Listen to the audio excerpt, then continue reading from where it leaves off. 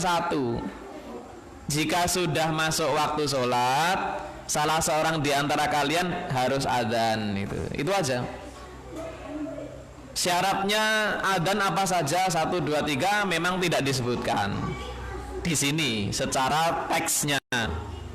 Nah, maka diambil kesimpulan di kitab Tufatul Kiram ini, syarat sah adzan berarti cuma satu saja, yaitu iman. Dalam arti orang yang adzan harus orang yang beriman, harus orang Islam, itu saja. Nah, ini menurut yang disebutkan di dalam kitab Tufatul Kiram ini. Nah, di dalam kitab-kitab fikih perinciannya banyak ya. Perinciannya banyak. Di antaranya termasuk syarat sah adzan, yang adzan harus laki-laki misalnya. Ini di antara yang disebutkan dalam fikih madzhab Syafi'i gitu. Syarat sah adzan muslim, betul. Selain itu laki-laki, nah, itu misalnya. Begitu juga disebutkan dalam kitab fikih juga bahwa dianjurkan yang adzan itu sudah wudu atau dalam kondisi suci misalnya, walaupun ini bukan syarat sah ya.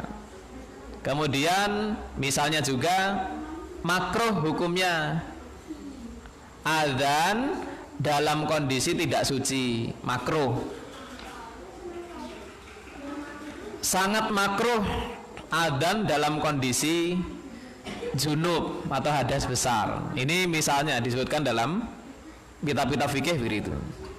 Jadi memang syarat sah adzan hanya iman, dalam arti yang adzan itu harus orang beriman, harus orang Islam, ya ini disepakati semua ulama. Nah, tambahan-tambahannya tadi, ada yang harus laki-laki ya, dianjurkan wudu dulu, makruh hukumnya tanpa wudu, sangat makruh adzan dalam kondisi junub. Alasannya apa? Adzan itu zikir.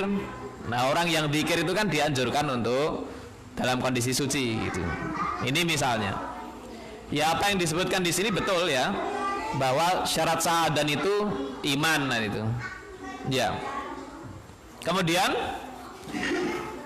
hadis berikutnya tidak kalah pentingnya ini ya. Di situ kami beri judul, berapa lama jarak antara adzan dan iqamat. Berapa lama jarak antara adzan dan iqamat. Untuk sekarang kebanyakan masjid ya sudah ada jam digital ya. Pada umumnya antara adzan dan iqamat itu ya 10 menit 15 menit ya. Nah, sebetulnya di dalam hadis-hadis apa ada batasannya? Apakah ada di dalam hadis itu batasan antara adzan dan iqamat itu berapa menit itu? Ya, kita simak hadisnya. Hadis nomor 195. Wa an Jabirin radhiyallahu anhu anna Rasulullah sallallahu alaihi wasallam qala li Bilal, idza adzanta fatarassal wa idza qamta fahdur waj'al baina adanika wa iqamatika qadra ma yafrugul akilu min akli. Al hadis Tirmidzi wa dha'afa. Dari Jabir radhiyallahu an, Rasulullah sallallahu alaihi wasallam bersabda kepada Bilal, ya salah satu muadzin Nabi kan Bilal, jika kamu mengumandangkan adzan maka lambatkanlah dalam hal intonasinya istilahnya. Kemudian jika kamu mengumandangkan iqamat maka percepatlah dalam hal intonasinya. Ya, hikmahnya seperti yang sudah dijelaskan sebelum-sebelumnya, adzan itu kan memanggil orang yang belum datang ke masjid. Maka ya dari sisi intonasinya memang lambat ya, panjang. Adapun iqamat kenapa dipercepat? Karena iqamat itu kan tidak memanggil orang yang belum datang. Iqamat itu kan memberitahu orang yang sudah ada di masjid bahwa sholat akan dilakukan. Maka iqamat memang cenderung cepat intonasinya. Kemudian Nabi bersabda lagi, dan jadikan waktu jeda antara adzan dan iqamatmu itu selama kira-kira orang yang makan itu menyelesaikan makannya. Ini hadis dipotong ya oleh Ibnu Hajar. Sebetulnya masih ada lanjutannya, yaitu jadikanlah jarak antara adzan dan iqamat itu selama ketika orang yang buang hajat di kamar mandi itu menyelesaikan hajatnya. Itu juga, ini tambahnya itu. Nah, ini hadis riwayat Tirmidzi dan dianggap lemah oleh Tirmidzi.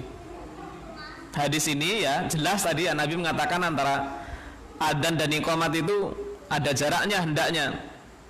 Tapi di sini dikatakan bahwa Imam Tirmidzi melemahkan hadis ini. Nah, pertanyaannya, jika memang hadis ini lemah ya, apa kemudian isinya ini tadi, kalimat-kalimatnya ini salah? Ya. Hadis lemah ini tidak bisa diamalkan, tapi apakah isi dari hadis yang lemah ini salah? Jawabannya belum tentu. Belum tentu hadis lemah kemudian isinya salah, itu belum tentu. Maka kita lihat di situ catatan kaki nomor 23 ya. Kami tambahkan dari kitab Subulus Salam bahwa Imam Tirmidzi menganggap hadis ini lemah karena isnad hadis ini majhul. Jadi di antara orang-orang yang menyampaikan hadis ini ada yang istilahnya kredibilitasnya tidak diketahui. Maka kemudian divonis oleh beliau lemah. Nah, tapi apakah isinya salah? Maka jawabannya isinya berkaitan dengan memberi jarak antara adzan dan iqamat itu betul. Kita lihat penjelasan Imam Son'ani dalam kitab Subulus Salam ya. Di situ kami cantumkan teks Arabnya. Bisa dibaca halaman 36. Langsung saja kita ke terjemahnya ya. Terjemah perkataan As-Son'ani dalam kitab Subulus Salam. Beliau mengatakan, hanya saja riwayat-riwayat ini diperkuat dengan maksud disyariatkannya adzan,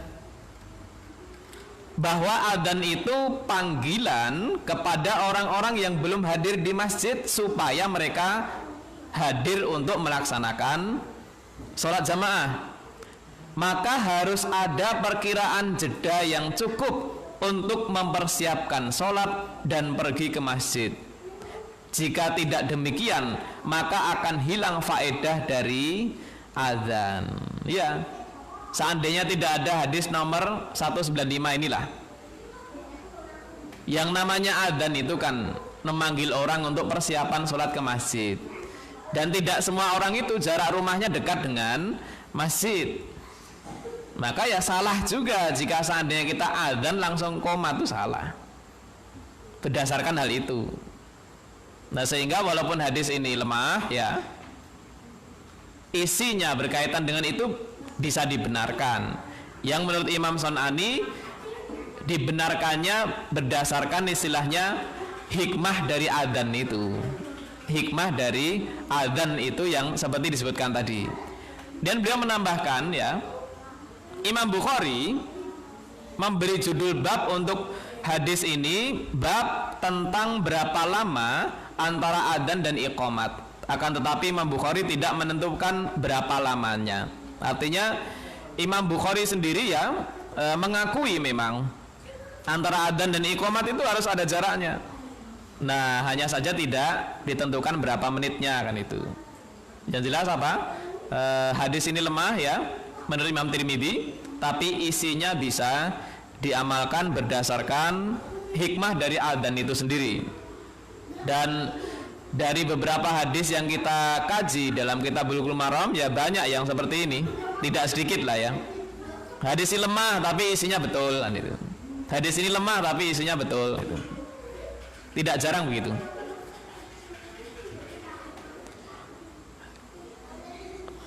Ya, sehingga apa? Antara adzan dan iqamat memang jelas ada jaraknya. Nah, kita lihat fikih hadisnya di situ. Terutama fikih hadis nomor 2 ya, bahwa memberikan waktu yang cukup antara adzan dan iqamat untuk mempersiapkan sholat jamaah di masjid ini. Jadi memang memberikan waktu yang cukup itu ya dituntut. Karena bagaimana mungkin orang mau sholat jamaah jika tidak kita beri waktu untuk mempersiapkannya. Nah kemudian untuk berapa menitnya ya itu dikembalikan kepada secara nalarnya begitu ya bisa. Sebagaimana sekarang misalnya ya kebanyakan masjid menggunakan jam digital ya, biasanya antara 10 menit ya 15 menit udah cukup itu ya, sudah ideal sekali itu 15 menit 10 menit antara adzan dan iqamat. Ya kemudian hadis berikutnya di situ kami beri judul apakah harus wudu sebelum adzan ya, harus, apakah harus gitu. Tadi sudah kami sampaikan sedikit ya bahwa menurut mazhab Syafi'i wudu sebelum adzan itu hukumnya ya dianjurkan. Ya kita lihat hadisnya. Walahu an Abi Hurairah radhiyallahu anhu anna Nabiy sallallahu alaihi wasallam qala la yu'adzinu illa mutawaddi wa da'afahu aidan fal haditsu dha'ifun marfu'an wa mauqufan. Artinya ada di halaman 38 ya. Dan juga hadis riwayat Tirmidzi dari Abu Hurairah, Nabi bersabda, tidak boleh adzan kecuali orang yang sudah wudu. Tidak boleh adzan kecuali orang yang sudah wudu. Imam Tirmidzi juga melemahkan hadis ini. Hadis ini lemah baik yang marfu maupun yang mauquf. Jadi ternyata ya hadis ini mempunyai dua jalur. Satu jalur Nabi bersabda begitu. Satu jalur lagi Abu Hurairah berkata. Ini yang mauquf. Ini maksud mauquf marfu. Tapi dua-duanya lemah ya oleh Imam Tirmidzi divonis sebagai hadis yang lemah. Nah seperti tadi jika hadis ini lemah ya, apakah isinya ini kemudian tidak bisa diamalkan? Ya kita lihat fikih hadisnya. Yang pertama, ulama memberikan keringanan dispensasi bagi yang akan adzan, dia tidak harus wudu. Dia tidak harus wudu. Ini karena hadis yang berisi penjelasan tentang diharuskannya wudu sebelum adzan adalah hadis yang lemah, sehingga tidak bisa diamalkan. Nah menurut mazhab Syafi'i tadi dianjurkan, tidak harus memang, tapi dianjurkan sebelum adzan itu wudu dulu. Alasannya kenapa? Ya menggunakan dalil-dalil yang menyebutkan bahwa sebelum zikir itu dianjurkan wudu dan adzan itu termasuk zikir itu. Sehingga memang jika dikatakan apakah harus, memang tidak harus. Tidak harus wudu dulu sebelum adzan. Tapi jika iya, maka itu alangkah baiknya gitu. Kemudian nomor 2, mayoritas ulama mengatakan bahwa disyaratkan harus suci sebelum iqamat, dan ada ulama yang mengatakan hukumnya makruh adzan tanpa wudu terlebih dahulu. Nah ini disebutkan dalam kitab Tufatul Kiram tambahan ya. Yang dibahas tadi sebelum wudu, sebelum adzan, jelas memang tidak harus. Tapi iqamat bagaimana? Sebelum iqamat. Nah maka disebutkan di sini mayoritas ulama mengatakan sebelum iqamat itu ya harus wudu dulu. Ya kenapa? Sebelum iqamat itu hukumnya lebih berat dibandingkan sebelum wudu. Ya karena sebelum iqamat itu kan nanti langsung sholat jamaah.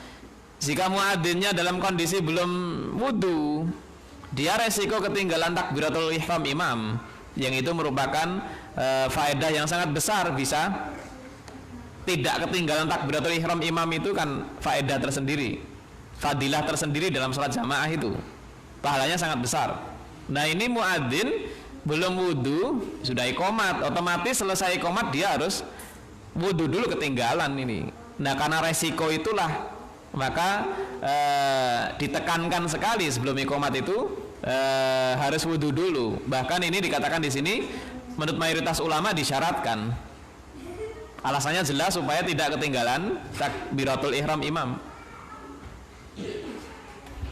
Kemudian dan ada ulama yang mengatakan hukumnya makruh adzan tanpa wudhu terlebih dahulu. Nah, lihat catatan kaki nomor 25 ya. Menurut mazhab Syafi'i, hukumnya makruh orang yang sedang hadas melakukan adzan.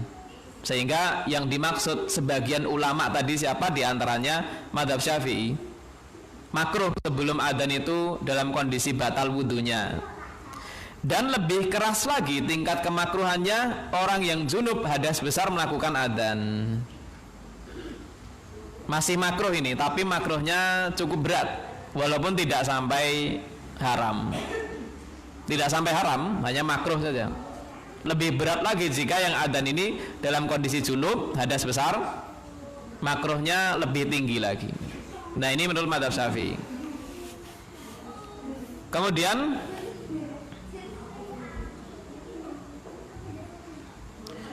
masalah berikutnya, hadis 197 itu ya, salah tulis itu. Hadis 197 halaman 38, judulnya apakah yang iqamat itu orang yang adzan tadi? Apakah ada keharusan yang iqamat itu harus yang adzan tadi? Nah, kita simak hadisnya.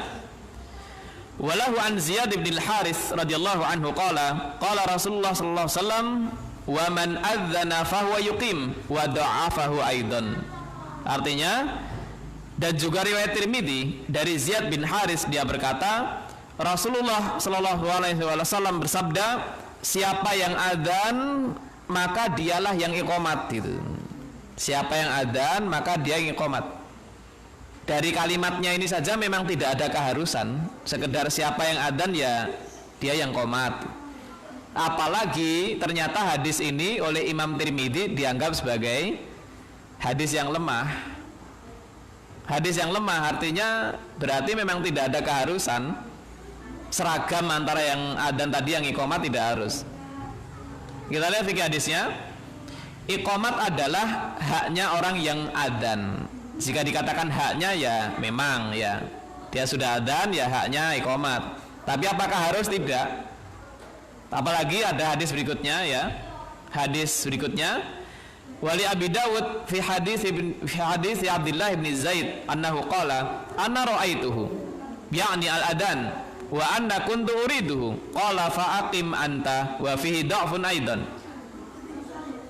Dan di dalam riwayat Abu Dawud, yaitu hadis riwayat Abdullah bin Zaid. Abdullah bin Zaid ini pada awal kita membahas hadis tentang adzan, beliau inilah yang mimpi diajari orang bagaimana adzan, Abdullah bin Zaid ini.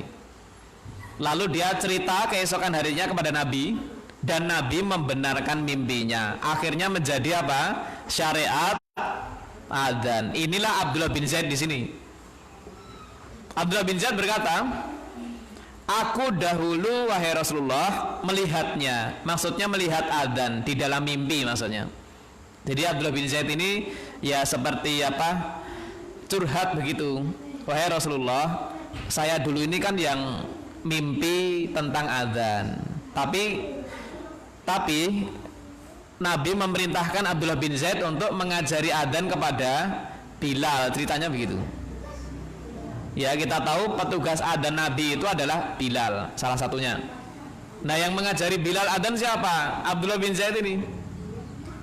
Jadi Abdullah bin Zaid ini pertama yang mimpi adzan, tapi tidak menjadi petugas adzan gitu loh. Nah, maka beliau mengatakan begitu, wahai Nabi, saya kan dulu yang melihat adzan dalam mimpi maksudnya. Dan saya menginginkan itu sebetulnya itu. Tapi ternyata yang menjadi petugas adzan siapa? Bilal, karena Bilal suaranya lebih keras, lebih memenuhi syarat. Nah, Nabi mengatakan, jika demikian maka kamu iqamatlah itu. Hadis riwayat Tirmidzi, tapi hadis ini juga lemah. Riwayat Abu Dawud, hadis ini lemah. Artinya apa? Di hadis ini Nabi menyetujui seandainya yang iqamat itu bukan yang adzan tadi. Tapi ini pun hadisnya apa? lemah.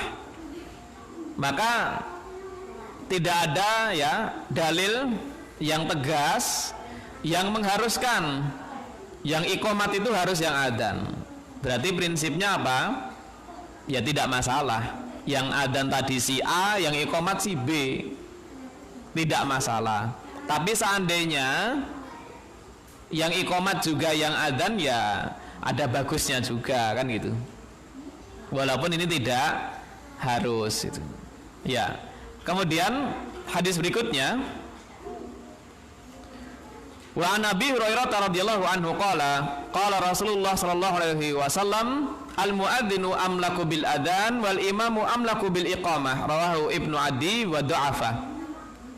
Dari Abu Hurairah dia berkata, Rasulullah sallallahu alaihi wasallam bersabda, muadzin lebih berhak melakukan adzan dan imam lebih berhak memerintahkan untuk iqamat. Ya, ini sudah tidak berkaitan dengan masalah sebelumnya ya. Ini kaitannya antara apa? Adab-adab ketika imam sudah masuk masjid, atau adab berkaitan dengan kapan iqamat itu. Dan di dalam riwayat Baihaqi dari Ali bin Abi Thalib dari perkataannya sendiri. Ya, dan ini pun hadisnya dikatakan oleh Ibnu Hajar ya, lemah juga. Artinya apa? Dalam hal kapan apa, siapa yang iqamat tidak ada ketentuan. Tapi jika yang iqamat itu apa, yang adzan, ya ada baiknya juga. Kemudian kapan sebaiknya iqamat? Tidak berdasarkan hadis ini ya, berdasarkan hadis yang jelas bahwa dulu itu yang namanya iqamat itu ketika Nabi sudah datang ke masjid, dan ketika itu memang imamnya adalah Nabi. Maka isi hadis ini pun bisa dibenarkan bahwa memang imam itu yang paling berhak memerintahkan iqamat, terutama ini masjid yang sudah ada imam tetapnya. Tapi ulama juga mengatakan bagi imam karena mempunyai hak memulai sholat jamaah, maka imam juga harus memperhatikan waktu. Maka seandainya adzan ya ditunggu cukup lama imamnya tidak datang, ya iqamat saja, tidak apa-apa. Kemungkinan imamnya sakit atau imamnya perlu di luar atau di rumah gitu misalnya. Maka itu memang betul imam itu paling berhak untuk memulai kapan sholat jamaah. Tapi jika ditunggu lama tidak ada, ya iqamat tidak masalah. Ya. Apakah sudah masuk Isya ini? Belum ya? Ya, kita lihat fikih hadisnya halaman 40 di situ. Tinggal beberapa hadis lagi ya. Terutama nomor 3, fikih hadis nomor 3 ya. Jika imam sudah ada di masjid, maka para makmum berdiri untuk salat jamaah ketika iqamat dikumandangkan. Ini jelas. Dan jika imam ada di luar masjid, maka para makmum berdiri ketika melihat imam. Kesimpulan hukum ini diambil dari kelengkapan dari hadis ini. Jadi hadis ini tadi memang dipotong ya. Kelengkapannya Nabi mengatakan, jika kalian sudah melihat aku, wahai para jamaah sahabat Nabi ya, maka berdirilah gitu. Artinya ketika itu memang para sahabat Nabi berdiri siap-siap sholat jamaah itu ketika sudah melihat Nabi di luar mendekati masjid. Maka disimpulkan begini di sini. Kemudian ketika imam sudah di masjid bagaimana? Kapan berdirinya? Ya ketika iqamat itu.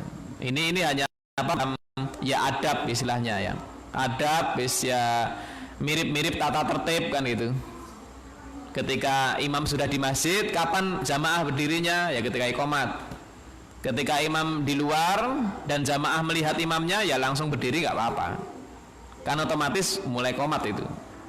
Ini maksudnya begitu. Kemudian hadis 199, keistimewaan berdoa di antara adzan dan iqamat. Wa an Anas radhiyallahu anhu qala Rasulullah sallallahu alaihi wasallam la yuraddu du'a bainal adani wal iqamah, rawahu Nasa'i wa sahhahu Ibnu Khuzaimah. Dari Anas dia berkata, Rasulullah sallallahu alaihi wasallam bersabda, doa yang dipanjatkan di antara adzan dan iqamat tidak akan ditolak Allah. Hadis riwayat Nasai disahihkan oleh Ibnu Khuzaimah. Ya, ini menerangkan di akhir hadis-hadis tentang adzan dan iqamat diterangkan bahwa antara adzan dan iqamat itu termasuk waktu yang mustajab untuk berdoa. Banyak kan waktu mustajab untuk berdoa di akhir malam misalnya, ketika puasa, doa orang tua untuk anaknya misalnya. Nah, tambahnya satu lagi doa antara adzan dan iqamat. Ya, maka ini sekaligus apa? Motivasi ya, bahwa setelah adzan, setelah kita sholat tahiyatul masjid ya, amalan yang sangat baik dianjurkan untuk dilakukan menunggu iqamat adalah doa, karena waktu itu doanya sangat mustajab. Memang ada di riwayat yang lain ya, Nabi pernah menganjurkan beberapa doa, beberapa kalimat doa. Walaupun demikian ya, doa yang sesuai kita butuhkan pun tidak masalah. Kemudian hadis yang terakhir di sini, zikir setelah mendengar adzan. Wa an Jabir radhiyallahu anhu anna Rasulullah sallallahu alaihi wasallam qala man qala hina yasma'un nida Allahumma rabb hadhihi da'wati tamah wa salatil qa'imah ati Muhammadanil wasilata wal fadilah wa ba'athu maqaman mahmudanil ladzi wa'attah halat lahu syafa'ati yaumal qiyamah, akhrajahul arba'ah. Dari Jabir, Rasulullah sallallahu alaihi wasallam bersabda, siapa yang setelah mendengar adzan lalu dia membaca doa tadi, Allahumma rabb hadhihi da'wati tamah dan seterusnya itu ya. Di situ kami cantumkan teksnya, maka dia akan mendapatkan syafaatku nanti di hari kiamat. Maksudnya di akhirat. Hadis riwayat Abu Dawud, Tirmidzi, Ibnu Majah dan Nasai. Nah, ini apa?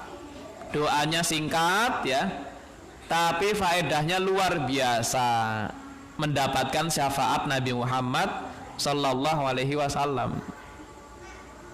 Kan ini luar biasa, ketika di akhirat nanti banyak orang yang kesusahan ya, ketakutan, cemas ya. Nah, dari adzan. Kan ini tadi yang dibahas selain muadzin, kita yang mendengar adzan ya jelas. Lah muadzinnya bagaimana? Menurut mazhab Syafi'i tetap dianjurkan baca doa ini, yaitu selesai dia membaca mengumandangkan adzan. Dan sebelum membaca doa ini juga dianjurkan membaca sholawat. Sholawat minimalnya Allahumma sholli ala Muhammad, itu sholawat minimalnya. Ya, Allahumma sholli ala Muhammad, Allahumma rabb hadhihi da'wati tamah wa sholatil qa'imah ati Muhammadanil wasilata wal fadilah wa ba'athu maqama mahmudanil ladzi wa'attah. Itu. Jadi dianjurkan ditambah sebelumnya itu sholawat. Memang ada hadisnya itu. Nah, ini tambahan keterangannya ya. Dengan ini maka selesai pembahasan hadis-hadis berkaitan dengan adzan, iqamat dan juga beberapa masalah yang berkaitan dengannya. Untuk berikutnya hadis-hadis yang berkaitan dengan sutroh sholat, pembatas sholat yang diletakkan di depan orang yang sholat, itu hukumnya bagaimana, masalah-masalah berkaitan dengannya apa saja, dan juga tentang anjuran untuk khusyuk dalam sholat, itu nanti dalam pembahasan hadis-hadis berikutnya. Yes, untuk kajian malam hari ini alhamdulillah sudah selesai. Tapi ya kita cukup sampai di sini, semoga bermanfaat. Ya, karena sudah masuk waktu Isya ya. Barangkali ada satu pertanyaan saja ya. Jika memang ada yang perlu ditanyakan, kami persilakan. Ya, silakan.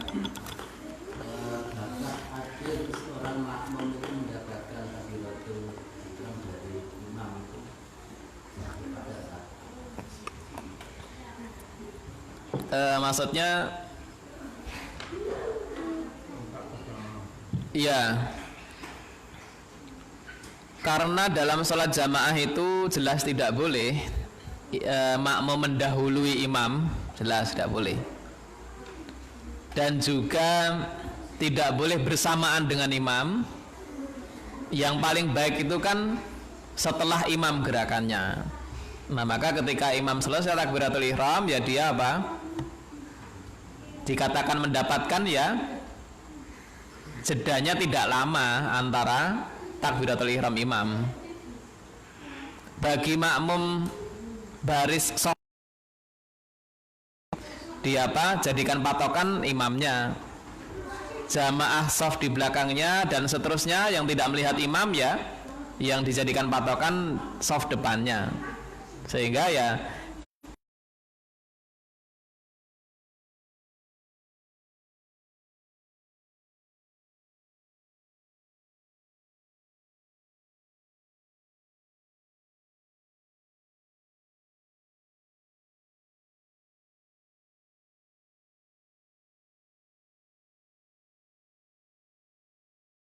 ya, wallahu a'lam bishawab. Subhanallah. Assalamualaikum warahmatullahi wabarakatuh.